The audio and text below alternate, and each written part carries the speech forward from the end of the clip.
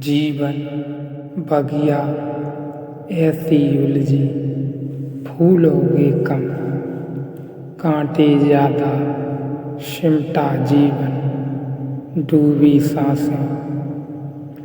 आना है तो अब भी आजा, यदि आपने अभी तक अंतिम अध्याय नहीं देखा है आत्मसार का एवं आत्मज्ञान का, तो कृपया करके अंतिम अध्याय देखें, उसके बाद ही इस अध्याय में प्रवेश करें। पृथ्वी पर खिड़की बन जाती है, पृथ्वी पर आकार दे देती है, और हमारी आँख भी खिड़की से ज़्यादा तो नहीं है। हम जो भी देखेंगे हमारी आँख उस पर आकार को जड़ देगी। तो वस्तु हम बाहर जब भी खोजने जाएंगे हमें रूप मिलेगा, अरूप नहीं। अगर अरूप को खोजना है तो हमें भीतर जाना पड़े, क्योंकि वहाँ कभी खिड़कियों को तिजाबंदी दी जा सकती है। आँख बंद करके भीतर यह स्मरण रखने की कोई ज़रूरत नहीं कि हम किसी खिड़की पर खड़े हैं, न किसी आँख की ज़रूरत, न किसी खिड़की की, न किसी पृथ्वी की। भीतर प्रवेश करते ही हम निराकार में प्रवेश कर जाते हैं। सत्य तो बाहर भी है, सत्य भीतर भी है, लेकिन खोजी को पहले सत्य भीतर ही जानना होता है। जिस दिन भीतर वह जान लेता है निराकार को, उस दिन बाहर भी निराकार ही रह जाता है। उस दिन आकार सिर्फ ऊपर से बैठी हुई आकृतियाँ रह जाती हैं। हमारी दी हुई आकृतियाँ, यह जो निराकार है, यह जो सत्य है, ज्ञान है, अनंत है, आनंद रूप है, उपाधि रहित है, शुद्ध सोने जैसा ज्ञान और चैतन्य है। ऐसा जब चैतन्य का भास होता है तब यह सूत्र बहुत कीमती है। ऐसे चैतन्य का जब भास होता है तब उसे त्वम कहकर पुकारा जाता है, तू कहकर पुकारा जाता है, मैं कहकर नहीं। तू त्वम जिस दिन किसी ऐसे निराकार सत्य का अनुभव होता है, उस दिन उसे मैं कहने का कोई उपाय नहीं रह जाता, क्योंकि मैं की तो सीमा है, और जिसको हमने अब तक मैं कहा था वह तो बचता ही नहीं। अब हम इसे क्या कहें, यह हमारे चारों तरफ से घेर लेता है। बाहर भीतर सब तरफ से मौजूद होता है, और हमारे पास दो ही शब्द हैं कहने के लिए, मैं कहें या तू कहें। मैं कहें नहीं सकते, क्योंकि मैं जब मिटता है तभी इस निराकार का अनुभव होता है। इसलिए एक ही उपाय है, बचता है।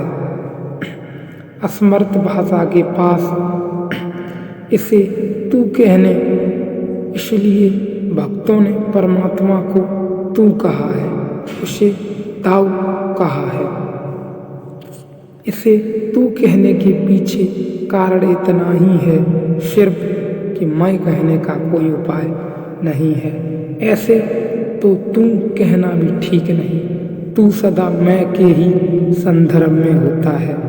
वह तो एक संबंध है, जब तक मैं होता हूँ तब तक कोई तू होता है, और जब तक कोई तू होता है तब तक मैं तो होता ही हूँ। ऐसे क्षणों में जाकर ही भाषा कितनी व्यर्थ होती है, इसका अनुभव शुरू होता है। मैं कह नहीं सकती क्योंकि बचा नहीं, तू भी कहे तो मुश्किल मालूम पड़ती है, क्योंकि कौन कहे तू। लेकिन जब कहना ही हो तो मैं से तू कहना ज़्यादा उचित है। तो वह भी अनुचित है, तो वह भी ठीक नहीं, लेकिन मैं से ज़्यादा उचित है। कम से कम मैं के अभाव की घोषणा तो करता है। एक और दूसरा कारण और है, हम उसे वह भी कह सकते थे न कहें। मैं न कहें तू वह भी कह सकते थे। ज्ञानियों वह भी कहा है, लेकिन जब परमात्मा को वह कहें तो कोई प्रेम का संबंध झलकता नहीं दिखाई पड़ता। जब उसे वह कहें तो वस्तु जैसी मालूम पड़ती है। वह तो हम वस्तुओं के लिए उपयोग करते हैं, तू हम व्यक्तियों के लिए उपयोग करते हैं। और परमात्मा का जब अनुभव होता है तो वस्तु की भ्रांति नहीं होता, परम व्यक्ति तत्व की भांति होता है। परम जीवंत अनंत प्रेम की वर्षा परम व्यक्तिगत की भांति होता है, प्रेम की वर्षा से भरा हुआ होता है। उसकी जो प्रतीति है वह किसी के आलिंगन में पहुंच जाने की प्रतीति है। किसी प्रेमी के आलिंगन में तो वह कहना बेहुदा होगा, मैं कह नहीं सकते, तो इस चैतन्य को ऋषि कहता है। ऐसे शुद्धतम निराकार उपाधि रहित चैतन्य की जब प्रतीति होती है तब उसे त्वम तू कहा जाता है। इस सदी के एक बहुत कीमती यहूदी मार्टिन बूबर ने एक किताब लिखी, मैं और तुम। संभव मार्टिन बूबर मनुष्य जाति के इतिहास में उन थोड़े से लोगों में से है जिसने मैं और तुम के बीच के गहनतम संबंधों की खोज की है। 3 तरह से आदमी जी सकता है। मैं को गहनतम संबंधों की खोज की,